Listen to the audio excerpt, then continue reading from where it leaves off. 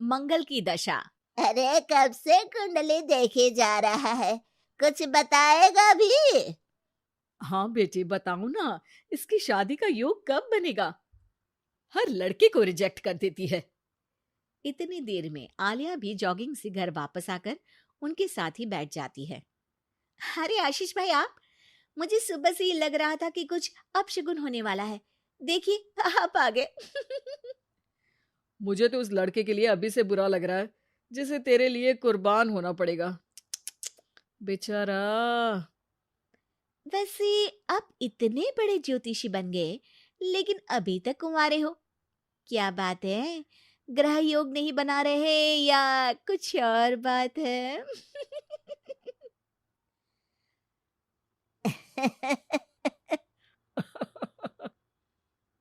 आलिया की इस बात पर वो और उसकी दादी हंसने लगते हैं, जिन्हें इग्नोर करते हुए माँ एक बार फिर उसकी शादी की बात पर आ जाती है।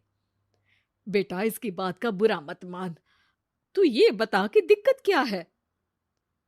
अरे मौसी, सबसे बड़ी दिक्कत तो इसके जिद्दीपन की है। बाकी मंगल भारी है। जिद और स्वाभिमान में फर्क होता है। मेरी पोती नेक दिल, सेल्फ इंडिपेंडेंट लड़की है। ऐसे ही कुछ कॉम्प्रोमाइज करके कहीं भी शादी थोड़ी ना कर लेगी। माँ जी, आपने ही इसे बिगाड़ कर रखा है। माँ, दादी और भाई की नॉन स्टॉप शादी वाली बातें सुनकर आलिया गुस्से में उठ खड़ी होती है। माँ, आपको पता है, मैं इन सब चीजों पर बिलीव नहीं करती। फिर भी आप लोगों ने मिलकर घर को सर्कस बना दिया है। घर वालों को ये सब सुनाकर आलिया तैयार होती है ऑफिस के लिए निकल जाने को, जहाँ रास्ते में उसे एक छोटी बच्ची फूल बेचते हुए मिलती है। दीदी, फूल खरीद लो ना, आज मेरी मम्मी का बर्थडे है। अच्छा, कितने के हैं? सिर्फ आपके लिए एक फूल, 20 रुपीज। आलिया उस बच्ची से सारे फूल खरीदकर ऑफिस पहुंचकर उन्हें सब में बांट देती है। क्या बात है? ये फूल किस खुशी में बांटे जा रहे हैं? फूल मिलने से सबके चेहरे पर जो खुशी आई है ना, उसी की समझ लो। चलो काम करते हैं। ऐसे ही आलिया अपने आसपास के लोगों में खुशियां बांटते हुए डेली लाइफ बहुत खुशी से जी रही होती है। दिन बीतते रहते हैं। एक शाम आलिया और उसकी दोस्त आइसक्रीम खरीदने जाती हैं। भैया, 2 चॉकलेट आइसक्रीम देना। तुम्हारा चॉकलेट आइसक्रीम से प्यार मुझे आज तक समझ नहीं आया। आइसक्रीम लेकर आलिया की दोस्त तो वहां से चली जाती है, लेकिन जैसे ही आलिया जाने लगती है, तभी एक जरूरतमंद बच्चा उसके पास आता है। दीदी, आइसक्रीम खिला दो। आलिया बिना कुछ सोचे अपनी आइसक्रीम उसे दे देती है। ये सब देख वहीं खड़ा देव आलिया के पास आता है। आप उसे पैसे भी तो दे सकती थी। हाँ, दे सकती थी, पर पैसे तो आगे उससे कोई दूसरा भी छीन सकता था। लेकिन इस आइसक्रीम को खाकर उसे जो खुशी मिलेगी ना, वो कोई नहीं छीन पाएगा। Wow, deep thought. आज से मैं भी ऐसे सोचना शुरू करूंगा। वैसे मेरा नाम देव है। हेलो देव, मैं आलिया हूँ। और इस तरह दोनों बातें करते हुए साथ चलने लगते हैं, जिसके बाद धीरे धीरे दोनों की बातें और फिर मुलाकातों का सिलसिला शुरू हो जाता है। इसी तरह कुछ महीने बीत जाते हैं। अब दोनों एक दूसरे को पसंद करने लगते हैं।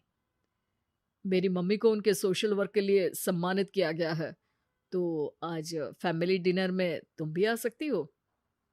अगर तुम्हारी मम्मी की गिफ्ट के लिए तुम मेरे साथ शॉपिंग चलोगी तो जरूर आऊंगी।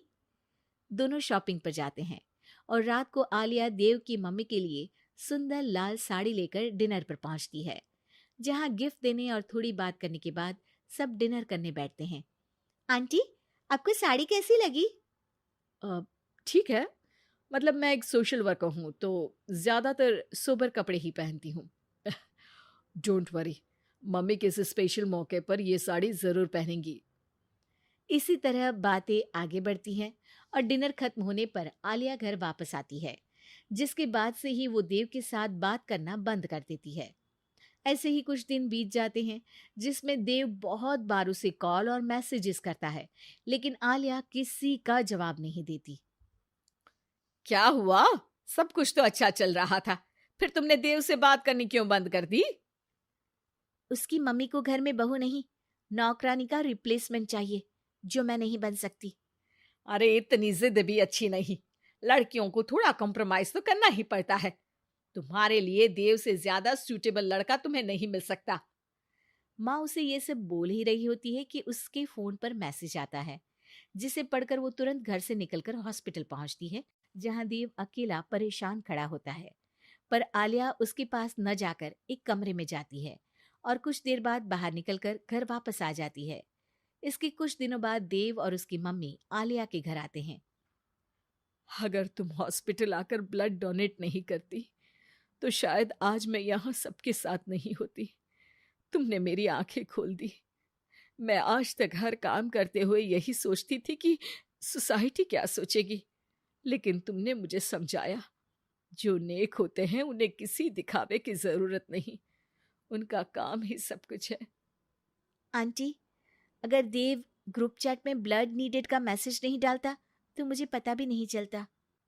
वो तो ठीक है, तुमने साड़ी नोटिस की, स्पेशल मौका। आलिया, मैं खाना बना लूंगा, घूमने जाने पर सारा सामान उठा लूंगा।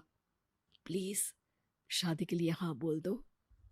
अगर खाना दोनों मिलकर बनाए और घूमते हुए जब जो थके दूसरा उसे लाइफ लॉन्ग संभालने का वादा करे तो डील पक्की।